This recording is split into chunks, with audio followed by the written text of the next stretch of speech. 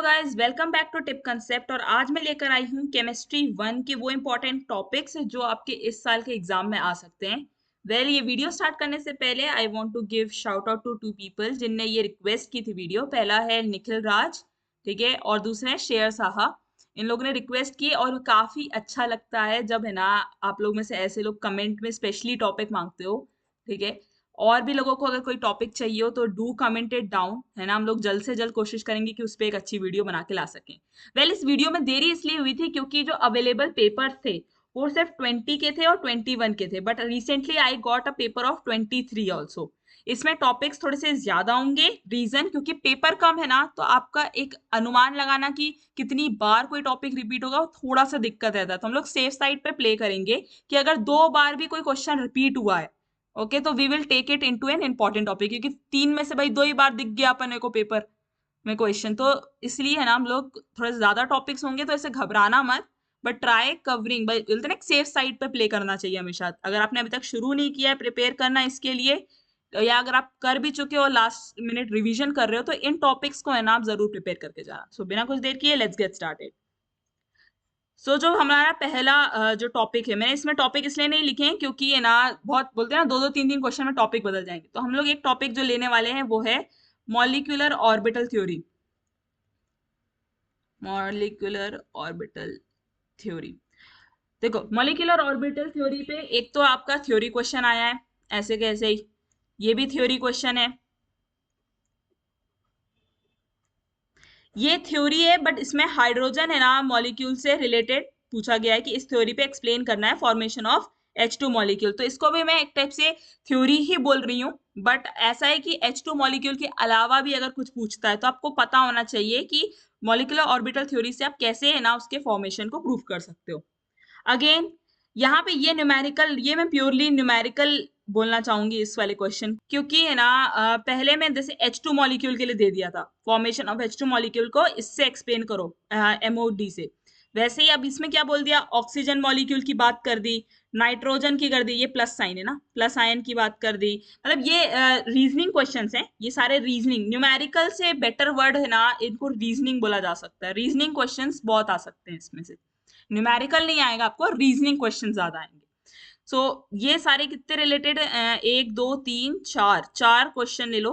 4 question molecular orbital theory से आए, तो आपका कंसेप्ट क्लियर होना चाहिए मॉलिक्यूलर ऑर्बिटल थ्योरी पे। अगर थ्योरी सिर्फ कवर करनी है तो आपको ये पता होना चाहिए कि इनकी पोस्टुलेट्स क्या होते हैं, राइट। फिर आ जाते हैं हम लोग क्रिस्टल फील्ड थ्योरी पे। क्रिस्टल फील्ड थ्योरी पे 2 ही बार पेपर में क्वेश्चन रिपीट हुआ है। Crystal field theory, crystal field theory पे 2 ही बार क्वेश्चन रिपीट हुआ है। आप दोनों बार देखोगे ना तो ये कॉम्प्लेक्स आयन आपको जो दिख रहा है, ये कॉम्प्लेक्स आयन दोनों बार रिपीट हुआ है कॉमन, तो इससे रिलेटेड तो आपको क्वेश्चन एक एक्सपेक्टेड है ही है। यस, इससे रिलेटेड एक क्वेश्चन एक्सपेक्टेड ही रहेगा आपको। ये भी, ये कॉम्प्लेक्स आयन वाइल इतना, ये मतलब ये एक सेम रीजनिंग क्वेश्चन 2 बार रिपीट हुआ है।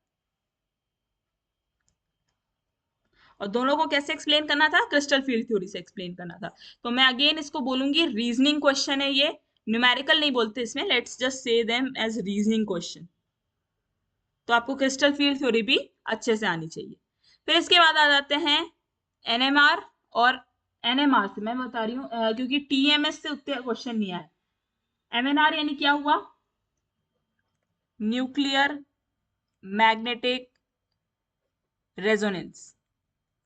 न्यूक्लियर मैग्नेटिक रेजोनेंस पे आए हैं क्वेश्चन, और टीएमएस का फुल फॉर्म होता है आपका I guess tetra methyl silane, okay. मैं श्योर नहीं हूँ उसकी स्पेलिंग को लेके, बट आई गेस यही होता है। मतलब ये यूज क्यों होता है एनएमआर से, ये एक रीजनिंग क्वेश्चन था, ओके, ये रीजनिंग क्वेश्चन है। इसके अलावा भी एनएमआर का एप्लीकेशन ये पूछा गया, ये थ्योरी क्वेश्चन है कंप्लीटली। तो 2 क्वेश्चन आए थे एनएमआर से। अच्छा, एक और क्वेश्चन था, सॉरी, एक और क्वेश्चन आया, the shielding and the D shielding effects involved in NMR, ये भी थ्योरी क्वेश्चन है। मतलब एनएमआर अगर आपको पता है तो ये तीनों आप क्वेश्चन आराम से अटेम्प्ट कर सकते हो, प्रॉपर थ्योरी क्वेश्चन होगा ये। फिर आ जाते हैं क्रोमोफोर और ऑक्सोक्रोम पे। क्रोमोफोर ऑक्सोक्रोम पे शॉर्ट नोट्स वाले क्वेश्चन आए हैं, 2 बार रिपीट हुआ है ये। अगर आप देखोगे तो ये थ्योरी क्वेश्चन में कंसिडर करती हूँ मैं। मैं टॉपिक लिख देती हूँ यहाँ पे, क्रोमोफोर एंड ऑक्सोक्रोम,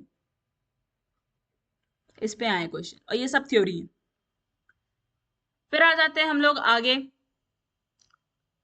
अब आगे बात करें हम लोग तो नर्स्ट इक्वेशन पे क्वेश्चन आया है। नर्स्ट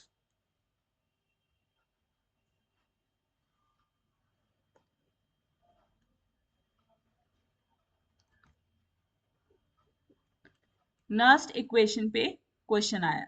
नर्स्ट इक्वेशन पे एक तो आया Nernst equation for sale potential और नर्स्ट इक्वेशन का एप्लीकेशन के साथ। तो ये भी अगेन एक थ्योरी क्वेश्चन है। अब क्योंकि मेरे पास 3 पेपर ही अवेलेबल थे, आप भी अगर नेट पे सर्च करोगे तो आपको यही 3 पेपर यूजुअली मिल जाएंगे।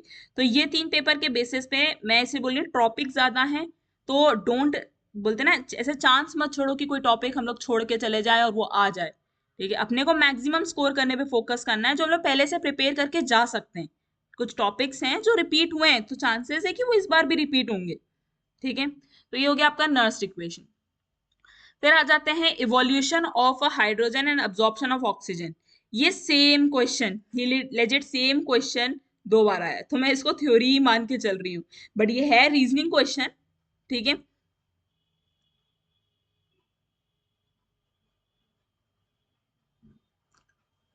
मैं इसको थ्योरी मान के ही चल रही हूँ दोनों क्वेश्चन को। ठीक है, तो evolution of hydrogen and absorption of oxygen का इसका मैकेनिज्म बताना है, बेसिकली इलेक्ट्रोकेमिकल कोरोजन का। कोरोजन पे ऊपर भी अगर मैं आपको एक दो दिखाना चाहूँ, स्ट्रेस कोरोजन, ठीक है, cathodic protection for corrosion control, तो इस पे अच्छे खासे क्वेश्चन कोरोजन पे देखने को मिल सकते हैं आपको। ठीक है, बट क्योंकि ये स्ट्रेस कोरोजन और ये वाला बोलते हैं ना प्रोटेक्शन फॉर कोरोजन कंट्रोल, ये आया नहीं था कहीं और, तो इसलिए मैंने इसको बोलते ना इंपॉर्टेंट टॉपिक मेंशन नहीं किया है। बट आप देखोगे अगर नीचे जाके तो ये 2 क्वेश्चन भी कहीं ना कहीं उससे रिलेट करता है। ठीक, फिर आ जाते हैं VSEPR। VSPER वेस्पर है ना, वेस्पर थ्योरी पे है ना क्वेश्चन आए हैं। वेस्पर थ्योरी पे ये तो पूरा उसने ऐसे फुल फॉर्म ही दे दिया था, थ्योरी क्वेश्चन है ये प्योरली। ठीक है, दोनों बार थ्योरी क्वेश्चन ही आए वेस्पर पे, बट इससे मैं एक न्यूमेरिकल बोलते हैं, न्यूमेरिकल या रीजनिंग, एज आई सेड यहाँ पर रीजनिंग चलते हैं ज्यादा, रीजनिंग क्वेश्चंस आ सकते हैं।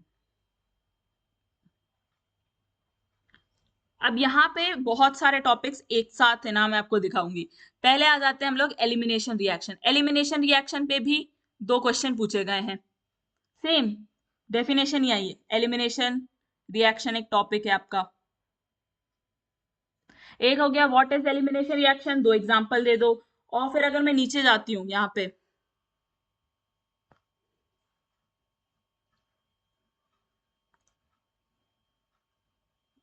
आई गेस मैंने क्वेश्चन यहाँ पे और लिया नहीं है। एलिमिनेशन रिएक्शन वैसे 2 बार मेंशन हुआ है, उनको अच्छे से याद था ये, that's why I kept it in the list. ये 2 बार रिपीट हुआ है एलिमिनेशन रिएक्शन। फिर उसके बाद आ जाते हैं हम लोग बेकमैन रीअरेंजमेंट। अब ये बेकमैन रीअरेंजमेंट, बेयर्स विलीजर ऑक्सीडेशन और Clemmensen reduction, same copy paste, मतलब वो क्वेश्चन 2 बार रिपीट आ गया, सेम प्रॉपर थ्योरी क्वेश्चन है ये। इसके बाद आप एक प्रिपेयर कर लो एस्पिरिन से, explain the synthesis and uses of aspirin. ये थ्योरी क्वेश्चन है तो ये श्योर शॉट आप स्कोर कर सकते हो। यहाँ पे भी देखो सिंथेसिस ऑफ एस्पिरिन पे क्वेश्चन आ गया। तो जो थ्योरी क्वेश्चन है ट्राई प्रिपेयरिंग इट, ठीक है, क्योंकि वो सीधे साधे आते हैं, आपको डायरेक्ट पूरा थ्योरी लिख के आनी होती है, तो बिना टेंशन के आप अच्छा खासा स्कोर कर सकते हो। फिर आ जाते हैं स्क्रॉडिंगर्स इक्वेशन पे। स्क्रॉडिंगर इक्वेशन पे एक तो ये क्वेश्चन आया कि on the basis of postulates of quantum equation derive Schrodinger wave equation, कि एक एंगल पे आपको है ना ये फिजिक्स का लगेगा, बट यस दिस इज बोलते हैं ना फिजिक्स एंड केमिस्ट्री, क्वांटम जब फिजिक्स या ये सब आता है उसमें थोड़ी सी रिलेट करने लगती है थ्योरी। ठीक है, तो सेम क्वेश्चन आपको स्क्रॉडिंगर पे एक और जगह मिलेगा, ये भी थ्योरी क्वेश्चन है। ठीक है, स्क्रॉडिंगर वेव इक्वेशन का है ना लाइक वेव मैकेनिकल मॉडल के थ्रू आपको एक्सप्लेन करना है इस पूरी चीज को। तो 2 क्वेश्चंस आए हैं स्क्रॉडिंगर वेव इक्वेशन पे। इसके अलावा प्रोबेबिलिटी डिस्ट्रीब्यूशन कर्व पे क्वेश्चन आया है, प्रोबेबिलिटी डिस्ट्रीब्यूशन कर्व पे आया है क्वेश्चन। इसको मैं थ्योरी प्लस रीजनिंग बोल सकते हो, काइंड ऑफ थ्योरी लगी क्योंकि सेम थ्योरी नहीं, चलो इसको न्यूमेरिकल भी हम लोग बोल सकते हैं, थ्योरी प्लस न्यूमेरिकल, क्योंकि यहाँ पे 1s 2s 3s का जिक्र है और यहाँ पे जिक्र है आपका वही प्रोबेबिलिटी डिस्ट्रीब्यूशन पे 3s 4s और 3p का। तो यानी कंसेप्ट पता होना चाहिए आपको, न्यूमेरिकल नहीं बोलूंगी, ये कंसेप्ट है, ये तो आपको पता ही होना चाहिए शेल्स के बारे में, ठीक। फिर आ जाता है क्वांटम मैकेनिक्स से रिलेटेड। तो क्वांटम मैकेनिक्स से रिलेटेड वैसे ऐसे स्पेसिफिक इसमें क्वेश्चन एक्स्ट्रा आ गया है, बट मैंने देखा नहीं और कहीं, ठीक। वेव फंक्शन आपको जरूर पता होना चाहिए, वेव फंक्शन है ना, और भी जगह पे आया है।